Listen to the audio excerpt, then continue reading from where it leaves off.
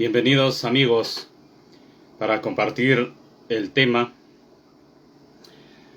que se basa en torno a una pregunta, en el orden y en la lógica que hemos venido desarrollando, los conceptos de movilización de los recursos para el desarrollo sostenible. La pregunta es, ¿por qué teniendo tanta riqueza natural somos tan pobres económicamente? Decimos somos porque la gran mayoría de nuestros pueblos, de nuestra población, se encuentra sumergida en estos procesos de atraso, de subdesarrollo, de pobreza. Por eso es que he escogido este tema el día de hoy para compartir en base a esta pregunta, a este interrogante.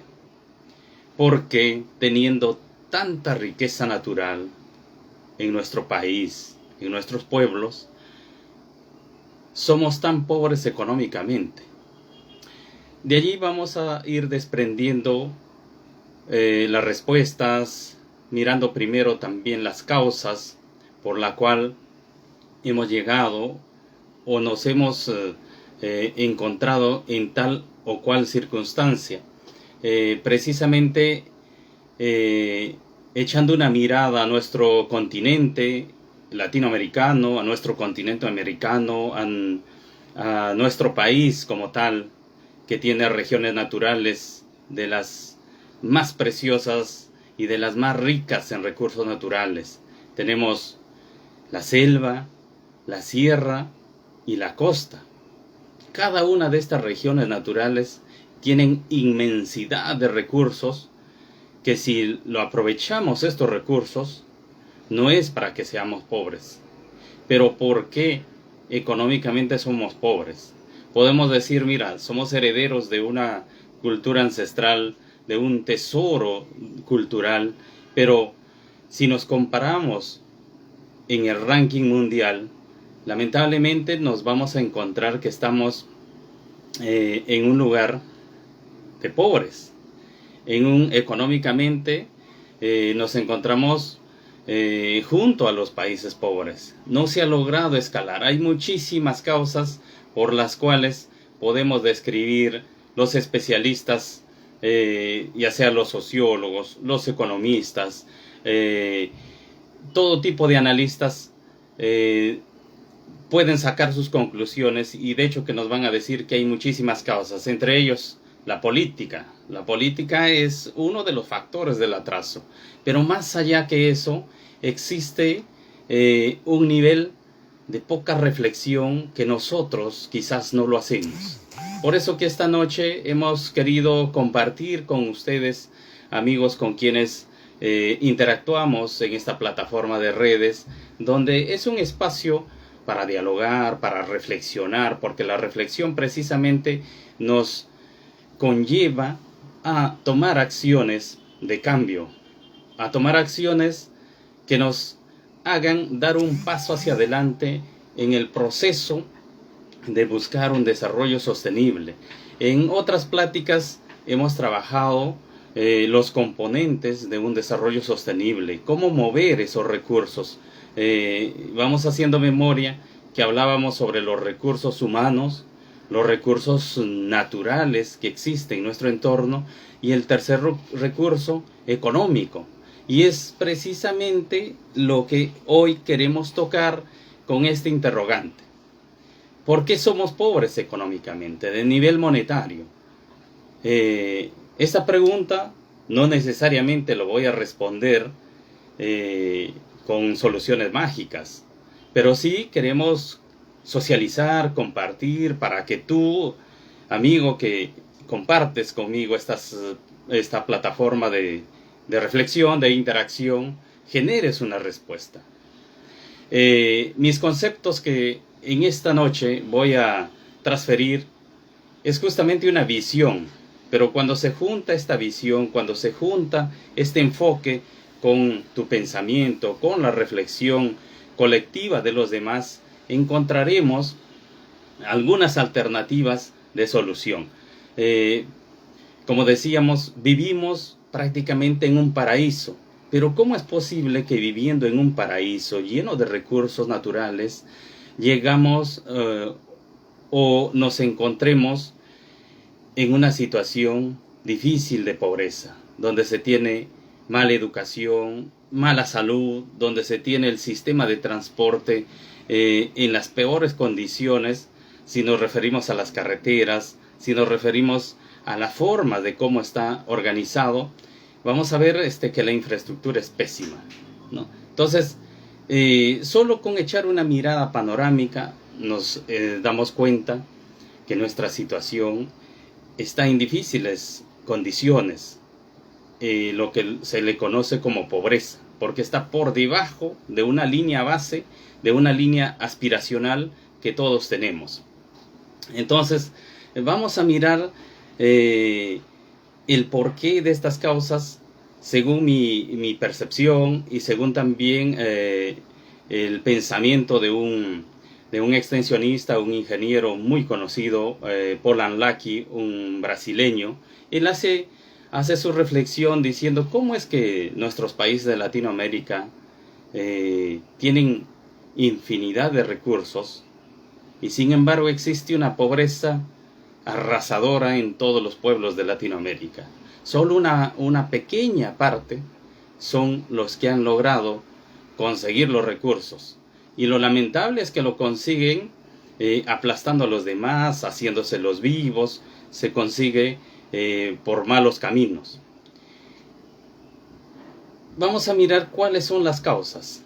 Aquí queremos metodológicamente apuntar a cinco posibles causas por qué es que nosotros nos encontramos en esta situación. Primero, el primero por qué hay un atraso frente a las otras sociedades, frente a los países desarrollados del mundo, a los países que han logrado un gran desarrollo tecnológico, científico, intelectual, porque han apostado de forma diferente y eso nos va a servir como referencia. Entonces, en primer lugar, es que nuestros productores a nivel de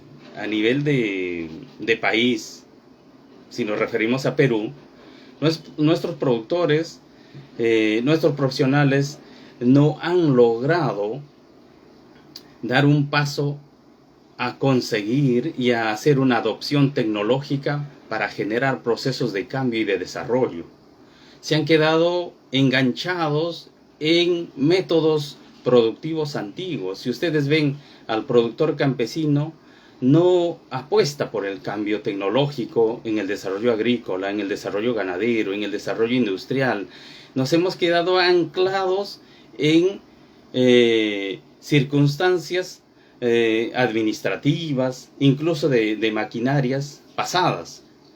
El mundo avanza sin detenerse, avanza con un estilo propio y con una velocidad propia que lo exige la misma corriente de desarrollo económico. Esta corriente de desarrollo económico, por ejemplo, nos hace llegar a nosotros el gran desarrollo tecnológico del mundo. Las computadoras, los teléfonos, los vehículos, todo tipo de desarrollo nos hace llegar. Pero aquí en nuestros países, sobre todo en las periferias de las ciudades, de las grandes metrópolis y en el campo, la adopción tecnológica se ha quedado anquilosada, se ha quedado estancada, no hay adopción tecnológica. Y eso es uno de los factores que no nos está permitiendo conseguir el desarrollo.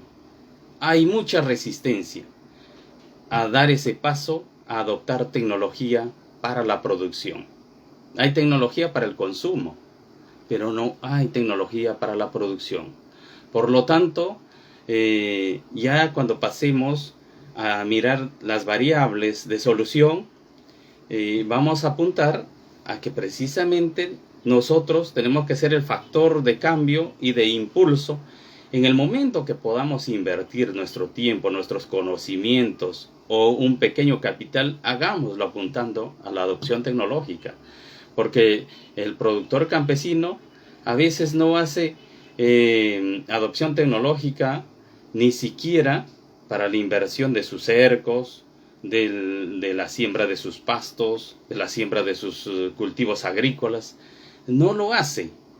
Y entonces, cuando queremos sacar la competencia, ya sea nacional o a la competencia internacional, estamos lejísimos, porque no hay tecnología.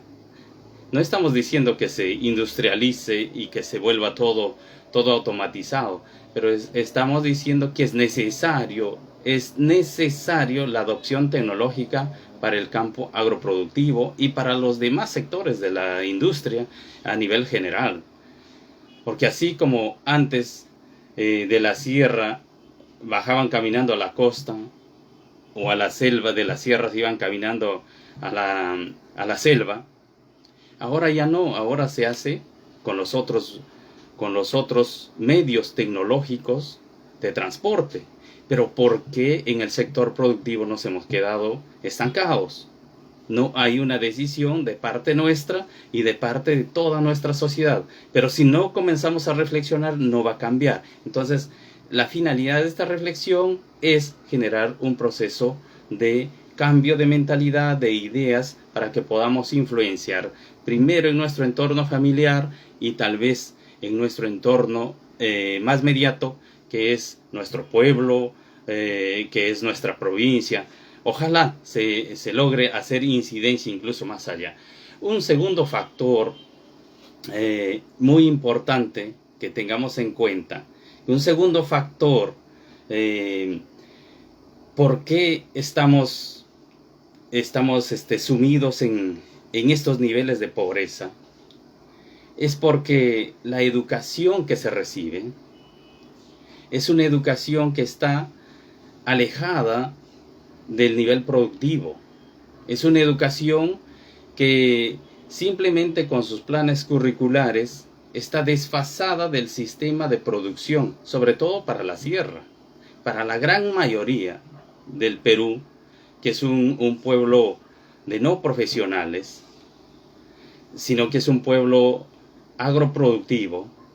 Sin embargo, la educación, el sistema curricular no está enfocado de forma pragmática para que se aplique los conocimientos para el cambio o para la utilidad de los niños, de las familias. Es por eso que nos podemos dar cuenta que los niños o los jóvenes van a la escuela, si hablamos del campo, van a la escuela sabiendo trabajar, sabiendo hacer cosas prácticas, pero cuando salen de la escuela o del colegio e incluso de los institutos y universidades, salen limitados porque piensan que el haber recibido esa información les limita sus fuerzas para trabajar, como que el trabajar en el sistema agroproductivo les hiciera menos. Y eso es una idea errónea que transmite el sistema educativo de forma inconsciente. Aquí no estamos diciendo que es la desgracia, pero estamos diciendo que nosotros tenemos que generar niveles o propuestas de educación que se adapten al proceso productivo, que nos den resultados, que sea pragmática. No tiene que estar desfasada de la realidad, porque caso contrario no vamos a avanzar. Dirán, pero los países desarrollados hacen eso. Sí, Japón, China, citemos a Alemania, Estados Unidos mismo, su nivel de educación lleva al cambio de mentalidad para incrementar la productividad. Pero si nos ponemos a evaluar y a mirar a nuestros alumnos que salen de las escuelas primarias, de los colegios secundarios, de los institutos y de las universidades, no tienen esas habilidades de transformación y de desarrollo. Simplemente han acumulado información y conocimiento que luego les es inútil, y al ser inútil no les da plata, no les genera recursos, no va a haber ingresos. La educación tiene que ser una educación pragmática, una educación que se base en los valores, en la información, pero esa información tiene que fortalecer a los valores que ya se trae y luego llevar a nuevos valores de transformación. Esa transformación, conjugada con las anteriores, te va a conducir a un desarrollo sostenible como persona y como familia. Y al estar bien las familias, todo un pueblo marcha con un horizonte de desarrollo sostenible. Un tercer factor de por qué estamos sumidos en la pobreza a pesar de vivir en un paraíso, como decíamos, lleno de recursos naturales. Un señor, me acuerdo en una de las charlas que daba, un señor levanta la mano y me dice, mire usted,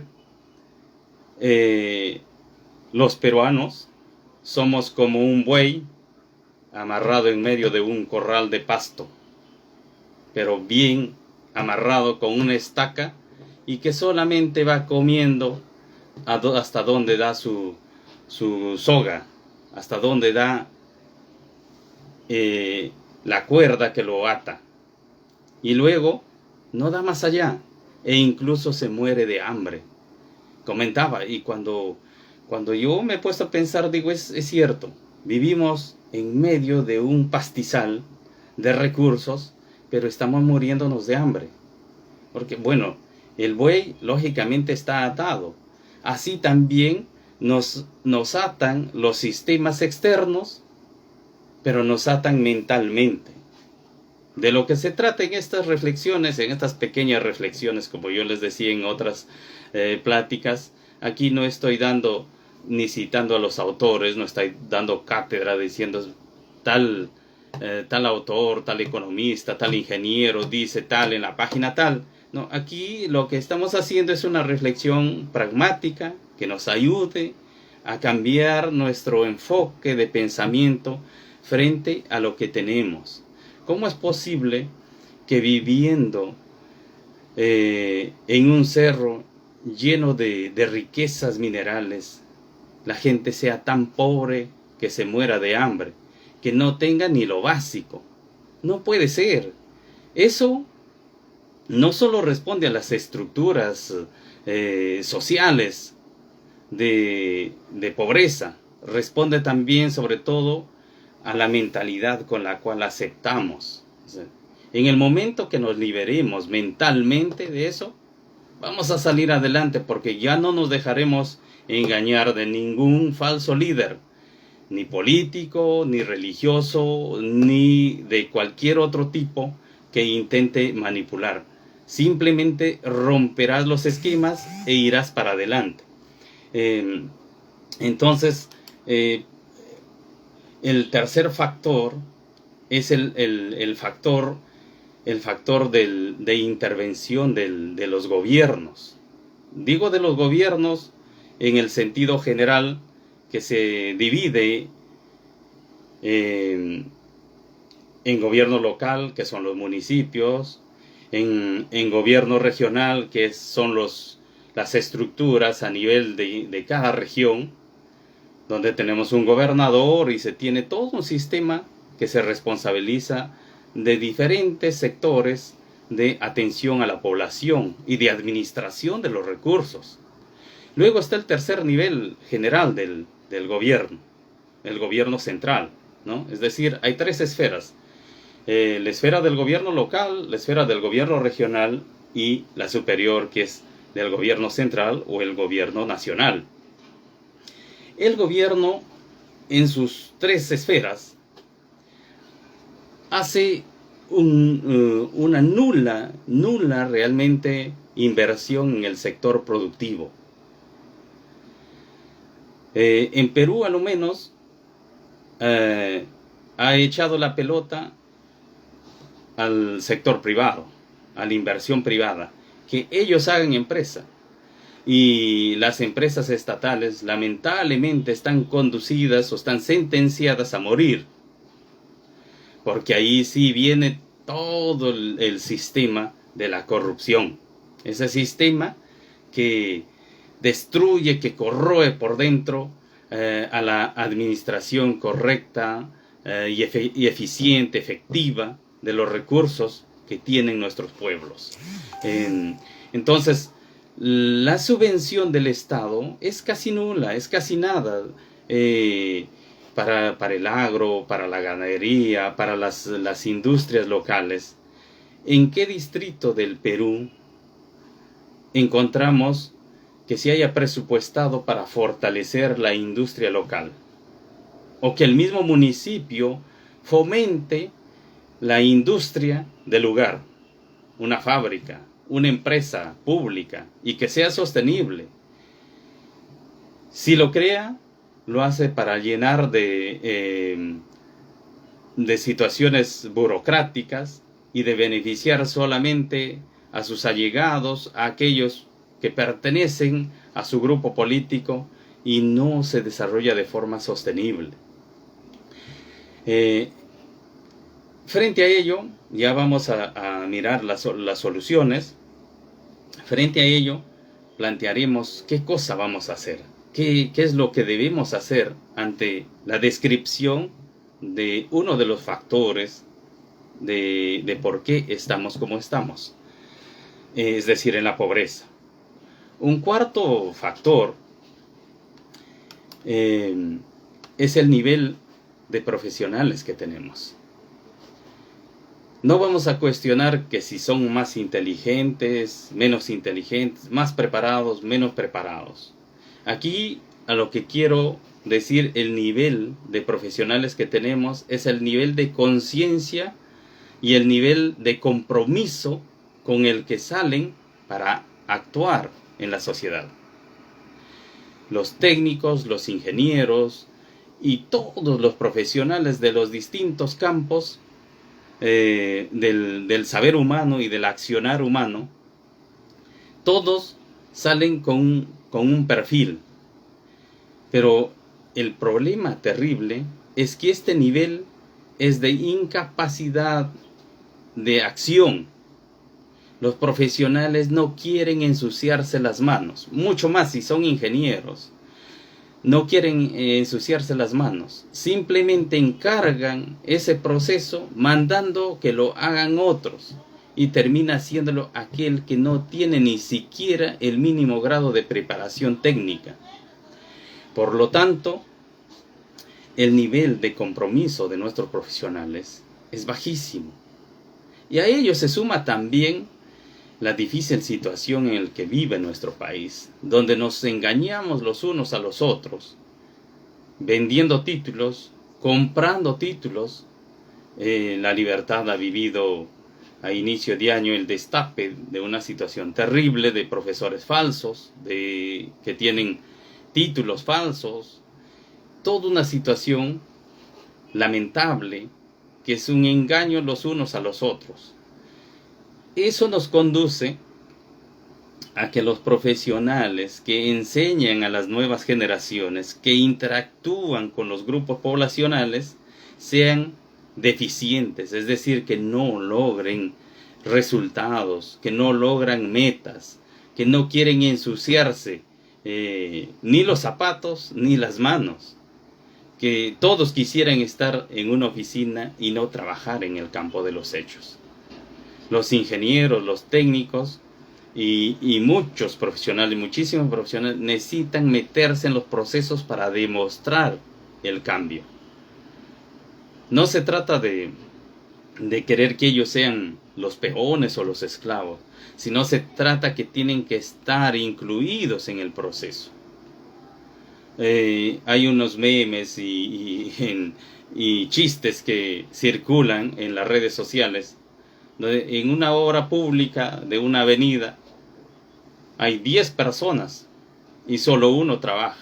Uno es supervisor, el otro es camarógrafo, el otro es representante del municipio, está el gerente, está el administrador. Todos los demás tienen cargos administrativos y solo uno trabaja. Esa es una de las causas por las cuales nosotros nos quedamos anquilosados en la pobreza. A pesar que tenemos tantos recursos, nuestra organización y nuestra eficiencia de profesionales nos lleva a esos resultados. Un atraso abismal frente a otras sociedades donde sus profesionales sí se comprometen y sí dan resultados. Miremos a Japón. Es uno de los países ejemplos. Los ingenieros son los que visten el mameluco, se ponen el casco y se meten al proceso de construcción, al proceso de transformación en las industrias. Pero en el caso nuestro es totalmente distinto.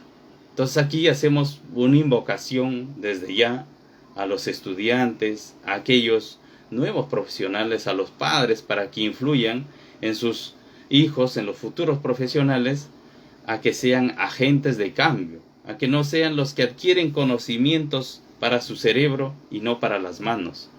Tiene que ser un 50% de información y un 50% de acción. Esa conjugación nos va a dar nuevos conocimientos, nos va a dar nuevos resultados y nos va a generar procesos de cambios sociales importantes. El último nivel, el quinto nivel, que estamos enumerando en los dedos de la mano, el quinto nivel o la quinta causa de por qué es que estamos anclados, estancados en la pobreza, a pesar de contar con muchísimos recursos naturales, es el individualismo. Pues dirán, pero eso más suena a una reflexión religiosa. Sí, precisamente también es eso, porque la religión es un factor de cambio, es un factor de liberación, como decía Jesucristo. He venido para que sean libres, para que conozcan la verdad, y esa verdad les va a hacer libres, les va a hacer felices, independientes. Y cuando interactuaba con los pobres, les decía, dichosos ustedes los pobres. Pero uno diría, ¿cómo es posible que un líder religioso, alguien que representa a Dios, en el caso de Jesús, hijo de Dios, se alegra cuando ve a los pobres? Pero si hacemos un análisis desde otra perspectiva, dice, dichosos ustedes los pobres, lo hace en el enfoque que el pobre es aquel que puede reflexionar, que puede organizarse y que puede salir hacia adelante. Es aquel que tiene el deseo, que sueña en los cambios, en los procesos de justicia, distinto a aquellos que tal vez han conseguido riqueza y bienes por malos caminos, o que han conseguido por un buen camino, pero que luego caen en la apatía, que luego caen en situaciones de no ser solidarios con los demás, de pensar solamente en ellos. Entonces, la religión es un agente de cambio por antonomasia. No podemos decir que la religión es de paz, de pasivismo, no hagas nada. La religión es un agente de cambio. La religión promueve la unidad. Si bien es cierto, promueve la paz, pero esa paz no es quietud. La unidad, la solidaridad. Por eso que desde la religión vamos a ver que hay un concepto importantísimo, que es la comunidad. Luchar por el bien común, trabajar por el bien común. Y que más adelante lo vamos a nosotros a llamar asociatividad, organización. Bien, entonces ya hemos descrito estos 5 factores por el cual, o causas por el cual estamos sumidos en la pobreza. Ahora vamos a mirar si estos 5 factores o estas 5 causas, digamos así, las causas son como las raíces de un árbol. Entonces encontramos raíz 1, raíz 2, raíz 3, raíz 4. Es aquello que nos tiene ahí fijados. Pero para mejorar, para promover el cambio, vamos precisamente a mirar que esas raíces se solucionen. ¿Y cómo se solucionan? Poniendo 5 brazos a un árbol, haciendo que ese árbol crezca hacia arriba y arriba vaya generando 5 soluciones para esas 5 raíces o esas 5 causas del cual te tiene fijado en ese sitio. Entonces vamos a hablar que para superar la primera causa que decíamos que el productor peruano, latinoamericano como tal, no ha buscado la adopción tecnológica, no se sostiene en los procesos de cambios modernos para generar su desarrollo. Por eso es que encontramos que hay muchos grupos poblacionales o familias que, como decíamos, están sentados sobre cerros o cordilleras llenos de oro, de plata, de cobre, de zinc, de un sinnúmero de minerales, pero que no han sido capaces de generar estrategias para su desarrollo. Viene una inversión privada, externa, basado en unas leyes inadecuadas, les propone indemnizarles, les saca del lugar y les destierra. Son los desterrados, se van a otro lugar y siguen siendo pobres. La solución, como decía, es adoptar tecnología. Adoptar tecnología es adoptar organización, es adoptar orientación profesional para el cambio. Porque no es posible que grupos poblacionales que viven en otras circunstancias, por ejemplo en la selva, en medio de un bosque inmenso, donde se produce madera, donde se produce fruta, donde se produce un sinnúmero de oportunidad de producción alimenticia, sin embargo, sean ellos los que reciban el vaso de leche, los que reciban ayuda desde el gobierno de Lima, que les lleve productos hasta allá.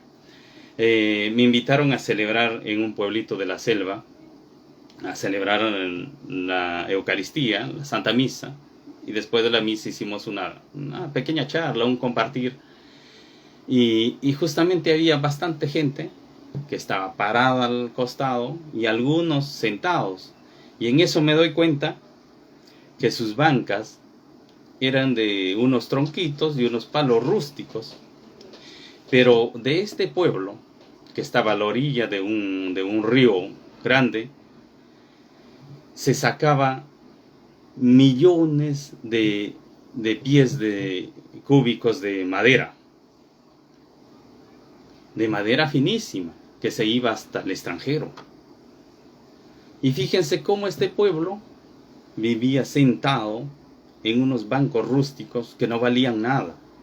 Eso es realmente indignante por un lado, pero cuestionante porque, como decimos, la pobreza primero anida en nuestro cerebro. Si no somos conscientes, no generamos estrategias. Lo correcto sería, o debe ser, no es que solamente sea condicional, debe ser, en este pueblo donde ingresan gente que va a sacar, a comprar, a sacar, extraer madera, se le plantee un proceso de sociedad que tenga que dejar un porcentaje en el lugar, pero no un porcentaje de coima, no un porcentaje como una especie de peaje, no, sino un aporte para el desarrollo de estos pueblos. En esta iglesia, donde van puro creyentes, donde van gente que tiene una fe emprendedora, estaban sentados en unos troncos que era una vergüenza. ¿Y cómo es posible que en unas capillas en Lima, en Trujillo, en otras ciudades, en el extranjero, estén adornadas o equipadas con unas bancas finísimas de caoba, de cedro? Y allí, en el lugar donde es el sitio de producción, estén sentados prácticamente en el piso. Es realmente una vergüenza. Lo correcto sería que se pida o se gestione maquinaria, se transforme y se pueda vender de allí ya materia transformada, muebles incluso. Eso sería lo correcto y debe ser. Ojalá hayan jóvenes profesionales que tomen la decisión en hacerlo esto. Eso lo ponemos como ejemplo, pero hay muchísimos campos del accionar humano en el cual podemos aplicar, ¿no? Igual vamos a hablar de la minería. Entonces, en el segundo factor de solución, vamos a plantear que necesitamos una educación pragmática que enseñe al campesino, que enseñe al poblador andino, al de la selva, al de la costa, a valorar sus riquezas naturales, que lo valore desde sus elementos hídricos, sus elementos naturales de la piedra, la arena, los cerros, para que pueda hacer un desarrollo sostenible, sus casas bien hechas, su gestión urbana bien diseñada, bien hecha, pero con materiales sostenibles. Uno de los materiales sostenibles es precisamente el uso de la piedra. Pero en la selva se tiene que diseñar también un desarrollo, como decíamos, con una buena zonificación para que luego no estemos con problemas de inundaciones, para que los pueblos estén orientados a permanecer, a durar en el tiempo, que no solamente sea la necesidad de hacer casas, de tener un lugar para vivir, que nos haga comprar un terreno en mal lugar. Es importante la zonificación territorial para que se pueda generar un desarrollo sostenible. Eso parte desde la educación. Necesitamos una educación. A los profesores les invocamos desde este espacio a que el programa curricular que les impone el Estado lo traten de adaptar, llevando a los alumnos a que den resultados en su chacra, den resultados en la crianza de sus ovejas, de sus vacas, de sus cuyes, en la producción, donde son mineros, que den el paso a transformar su mineral, a transformar su materia prima. No podemos quedarnos simplemente en aquellos que vendemos la materia prima. Por eso decimos que es importante apostar por la adopción tecnológica que el mundo actual nos pone. La educación tiene que llevarnos a este proceso de cambio, de apuesta por el cambio. Entonces la educación tiene que llevarnos a un nivel de pragmatismo en resultados, porque no podemos decir que educación es aquello que solamente nos da información, que nos da valores, pero que no sean productivos. Los valores tienen que transformarse en producción. Caso contrario, no son demostrables. En la religión decimos, la fe sola no sirve. Es la fe y las obras. La fe se demuestra por las obras.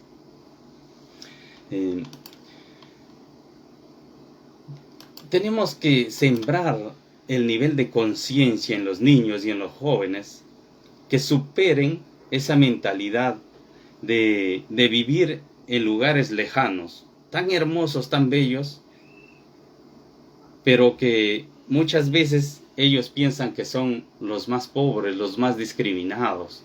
Y cuando yo camino por el campo en distintos lugares, la gente dice: es que yo soy pobre porque vivo allá en la cordillera. Yo soy pobre, y todos comienzan con ese discurso. E incluso llegan hasta negociar el término de pobreza, para presentarse como mendigos y solicitar una ayuda a sus autoridades y a los otros, pero pidiendo caridad. No se trata de pedir caridad, se trata de ser conscientes que tenemos un gran potencial de riquezas. Esas riquezas nos corresponde o nos da la capacidad de poder negociar, de poder armar procesos de negociación, de alianzas. Por eso es que si nosotros reflexionamos, vamos a tener la capacidad de sentarnos con los líderes políticos, con los empresarios y poder negociar. ¿Por qué? Porque vamos a estar empoderados y poder plantear un proceso de negociación. Si hablamos de las comunidades campesinas, hemos visto que muchas veces las comunidades campesinas nombran a sus líderes y estos líderes lo único que hacen es negociar para sus beneficios personales y no negocian para generar un proceso de cambio. Lo bonito sería que, por ejemplo, estos líderes negocien gestionando desarrollo sostenible en todos los sectores de necesidades. Hablamos de salud, de educación, de vivienda, de transporte, de turismo incluso, yendo más allá. Del sector agroproductivo, que es importantísimo, la alimentación. Sin alimentación tampoco se sostiene el ser humano, por lo tanto no hay desarrollo. Otro de los factores que proponemos como desarrollo es que frente a estos, como decíamos, estos proyectos que vienen del gobierno, seamos exigentes. No permitamos que vengan armados los proyectos y llegue solo el 10% para el beneficiario. Y todo lo demás se queda en la burocracia, desde las oficinas hasta que llega el beneficiario. Por lo tanto, si es un proyecto de ovinos, llega el ovino el más feo y llega el último. Si es de vacas, igual. Si es de riego tecnificado, igual. Tenemos que exigir que sea al revés, que llegue el 80%, ojalá el 90%, que llegue directamente a los beneficiarios y que el 10% se quede para el sistema burocrático. El sistema burocrático me refiero a los sueldos, incluso en la cultura institucional de los gobiernos locales dicen la aceitada. Se queda todo en ese proceso. Los proyectos productivos de los Procompites lamentablemente se quedan en capacitaciones de 5 millones para el desarrollo del agro. 5 millones tal vez llegará a 500,000 y divididas en tantas comunidades, divididas en tantos pobladores, pues llega nada, ¿no? Entonces seamos firmes y exijamos, no nos dejemos absorber ni dejar que nos hagan perder el tiempo los famosos inversores. Aquí tenemos que ser firmes y, como decía, si por nuestra educación somos conscientes del gran potencial que tenemos, vamos a poder negociar. Esa negociación tiene que llevarnos a que planteemos alternativas serias, contundentes y firmes. Firmeza cuando nosotros metamos la mano a trabajar y a transformar nuestra materia prima, nos va a dar autoridad para negociar. Pero si somos ociosos, si no transformamos, si no damos el ejemplo con nuestro trabajo, difícilmente vamos a poder enfrentar a aquellos que vengan a ofrecernos, ya sea como políticos o ya sea como inversores externos. Echando una mirada a la provincia de Patás, que es una provincia que lleva siglos de extracción minera, pero es una provincia lamentablemente pobre, lamentablemente alejada y perdida en su pobreza, la pobreza no solo material sino también humana. Y en la pobreza material, pues a primera vista surge su sistema de transporte. Sus carreteras son las más pésimas que puede existir a nivel de nuestra región.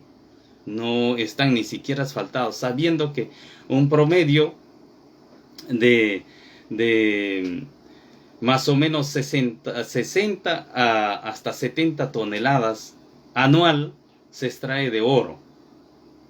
¿Qué pasaría si los ciudadanos conscientes que se educan desde la primaria, la secundaria y superior llegan a empoderar sus capacidades para que ellos mismos, de forma organizada, generen empresas que sean conscientes y que con sus ganancias promuevan el desarrollo local, o que por lo menos puedan hacer una negociación con las empresas que van a extraer estos recursos naturales, que se exija que dejen un porcentaje significativo de las ganancias. No estamos diciendo que dejen la mitad de lo que extraen, sino la mitad de las ganancias. Eso sería, y tenemos que con el tiempo luchar para que en nuestra Constitución a las comunidades, a los pueblos, les consideren como socios, no como aquellos que reciben la caridad del canon.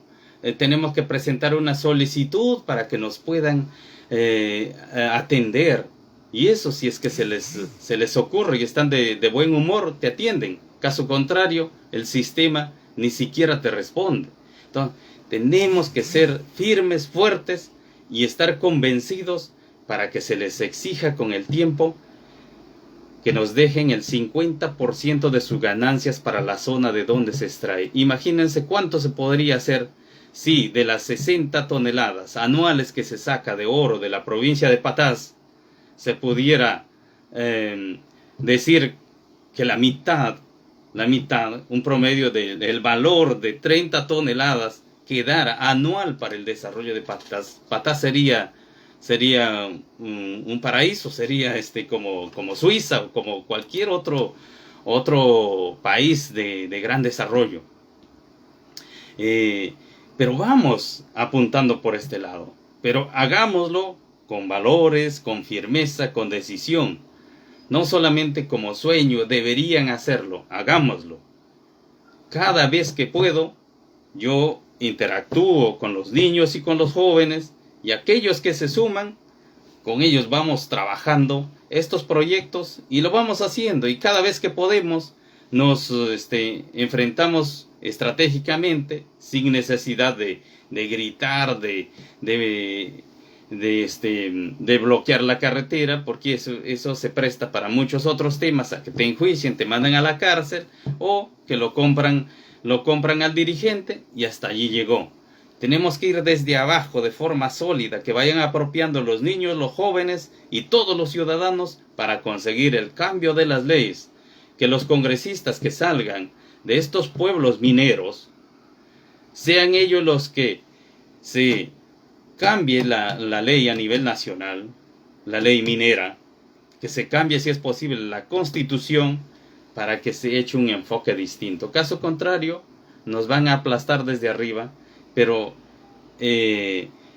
esa forma de aplastar lo logran porque primero nos han aplastado el cerebro, nos han aplastado las ideas, nos han aplastado el corazón, donde ya no hay ganas, no hay valentía, no hay ni siquiera la capacidad de reclamar lo que es nuestro. Vienen, se lo llevan de nuestras narices, de nuestra cara. En Huamachuco, con tanta pena y tristeza, vemos que sus riquezas lo llevan de sus narices. De Cerro el Toro lo llevan. Un tiempo lo estaban haciendo los mineros artesanales, también contaminando, muchos de ellos en su gran mayoría, pero se quedaba la inversión en el lugar. Luego el gobierno lo concesionó a una empresa, a una mediana empresa de minería. Se lo llevan todas sus riquezas, y ¿qué le están dejando? Un pasivo ambiental terrible, de salud y de depredación al medio ambiente.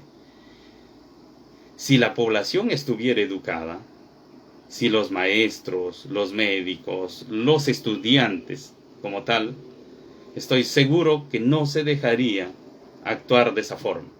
Si es que se acuerda que se haga eso, nosotros no estamos diciendo que no se haga extracción minera, que se haga, pero que dejen lo que corresponde a los pueblos. Y que lo hagan de manera sostenible y responsable, respetando al medio ambiente, que no nos depreden el recurso hídrico. Finalmente quiero terminar con nuestra última propuesta, que es decíamos que uno de los defectos o de las causas de la pobreza es el individualismo. Frente al individualismo que por muchos factores llegamos a ese nivel donde vemos incluso injusticias y nos aislamos y decimos, mira, cuando yo estoy en la desgracia nadie se acuerda de mí, por lo tanto yo me limito a trabajar por el bien. Y hay muchas formas de cómo la vida nos conlleva un individualismo absurdo. Que es verdad que necesitamos un individualismo para valorarnos como personas, para mirar nuestras cualidades personales, pero eso es para potencializar nuestro desarrollo humano y para poder servir a los demás. Pero no es individualismo donde solo yo y mis circunstancias, sino que tenemos que dar un paso más allá, un paso de solución. ¿Cuál es la solución? La organización. Pero ¿cómo nos organizamos? Nos organizamos a través de la asociatividad, es decir, hacemos asociaciones, y asociaciones en todos los aspectos. Pero las asociaciones, ¿de dónde viene el término asociación? Viene de organización, de ser socio, de estar adherido. Y el peruano no sabe ser socio. Lo que sabe ser es desconfiado. No sabe compartir el trabajo. No puede juntar su capital. Para hacer empresa necesitamos juntar capital humano y inversión en efectivo. Y no quiere juntarse. No se puede encontrar con facilidad empresas que estén 10 o 15 personas juntando su capital para hacer una inversión, hacer una empresa de extracción de oro, de extracción de madera, de transformación de tal o cual recurso. No lo hay. ¿Por qué? Porque no tenemos esa cultura. Esa cultura lo vamos a formar si primero reflexionamos y luego comenzamos a dar pasos de cambio. El paso de cambio es pensar en el bien común, es asociarnos, es juntarnos con los demás, juntar las fuerzas. Figurativamente es como el puño. Cuando se juntan los dedos que son independientes, hacen una fuerza más sostenida. Igual, los ciudadanos tenemos que juntarnos, ya sea para trabajar en equipo o para juntar el capital y poder armar empresas. Entonces, se puede asociar a nivel del sector productivo, también se puede organizar empresas para lograr el cambio. Esto nos va a llevar siempre a un plano superior, que es pensar en el bien común. Ese nivel superior es aquel que nos hace soñar, que nos hace poner metas en ser los mejores del mundo. Y allí quiero